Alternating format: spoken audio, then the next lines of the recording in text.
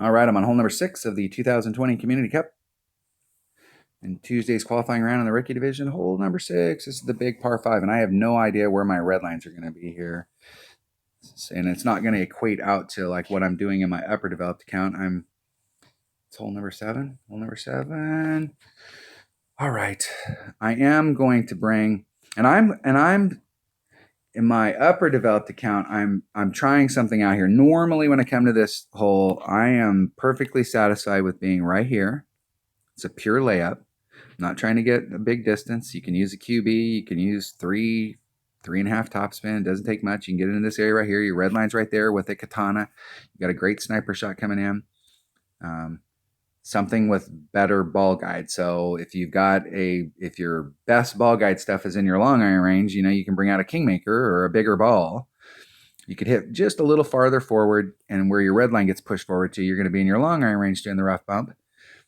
And, just taking that rough bump to it. But angle wise, the fairway over on this side is flat, and the green on this side is on a hill. And I'm actually wondering if I got way out here where when I'm coming to it, I could still do the rough bump, but I would be running up to the hole on flat ground so that there's no drop because of slope. And so in my upper developed account, I'm working this. This shot right here is super easy, but I'm working this shot out here just to see if it does give me a better angle at it. In this account, I'm not sure I want to dink around with trying to get that much distance out of it. And I would probably be better served red line area. I'd really like to bring my sniper there because it takes very little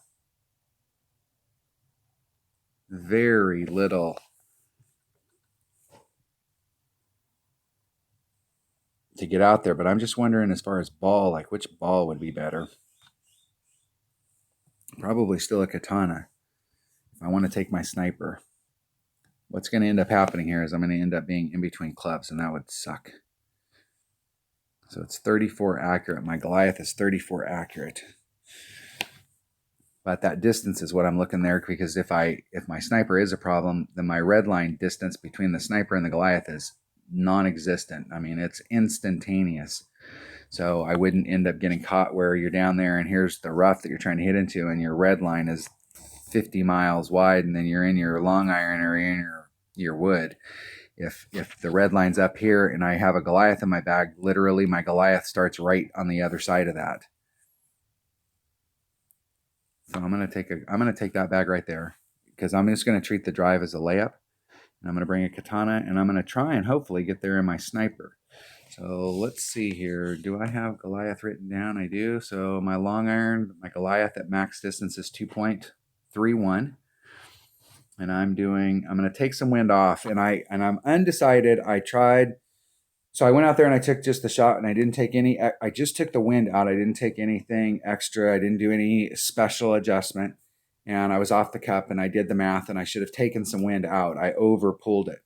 So I started off, I went back and looked at some notes from previous tournaments, and I took off 20%, and then I hit a couple shots perfect into the cup and was still just a little bit off. So I'm not sure. It seemed like when I did the minus 20, I should have did like a minus 15. So I'm not sure that it's not a minus 15%. So I'm going to try the minus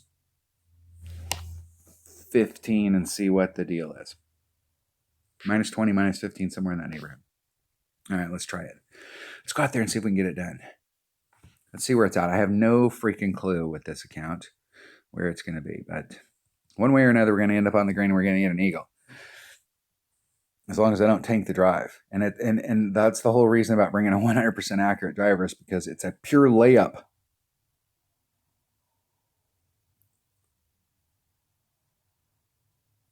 Here we go.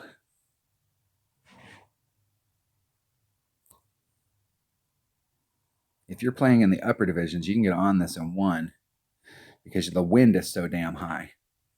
But with a 3.7 wind, you're not going to get on 1. I've seen condors on this with the wind, where you're actually doing the max overpower hook shot coming this way. You can't do a lot of curl trying to bring it out into this area. You can't do a lot of curl because these trees are instantly in play. So if you're trying to do a max shot, you're going to have to do the max shot from the left, bringing it back to the right. Because this tree right here is instantly in play, even with just a little bit of curl. So like if you're trying to dig down in there, like I was talking about trying to get further into the left up there, I can't bring it around the bend and put in curl because this tree will instantly grab that ball and you are in big, big trouble. My opponent's about halfway through the sand. So they should be, well, with that ball right there, they're probably gonna be in their wood.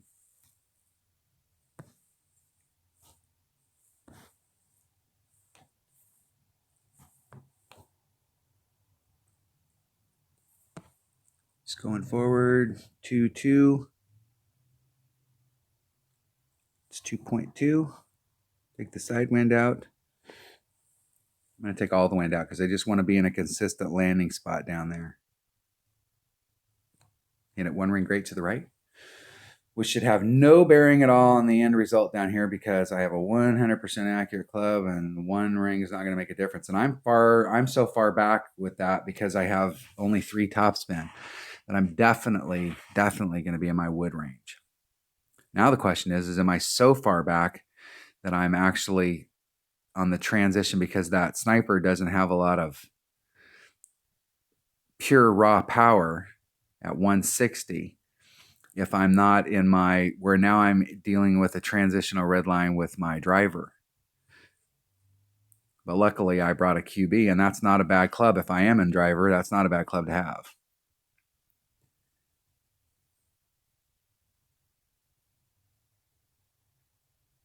Bouncing over, getting on the fringe.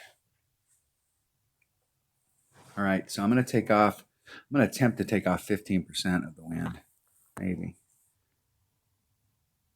All right, yeah, that's good. So 10% would be 3.7, and half of that's 1.5. That's 3.4. Let's take off 5 wind, which is probably not enough, but let's take off 5. Let's dial that sucker to the cup.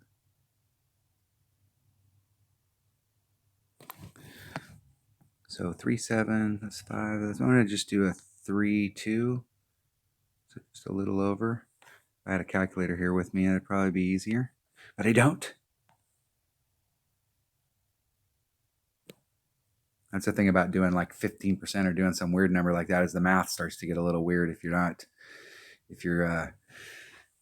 that was way too much pull. So 3.7, I'm going to write this number down. I'm going to, while my opponent's taking their shot, let me pull out my trusty dusty calculator here, which I have on my desk somewhere. There we go. 3.7 times 0.85 divided by 1. I should have pulled 3.14 rings. That would have been a 15%. 3.14 rings. And I think I pulled 3.2, so that wasn't too far off. So I should have taken out, that was still an overpull, so I should have taken out in the hole. should have taken out a little bit more, but that wasn't too bad just for like quick, like winging it math in my head.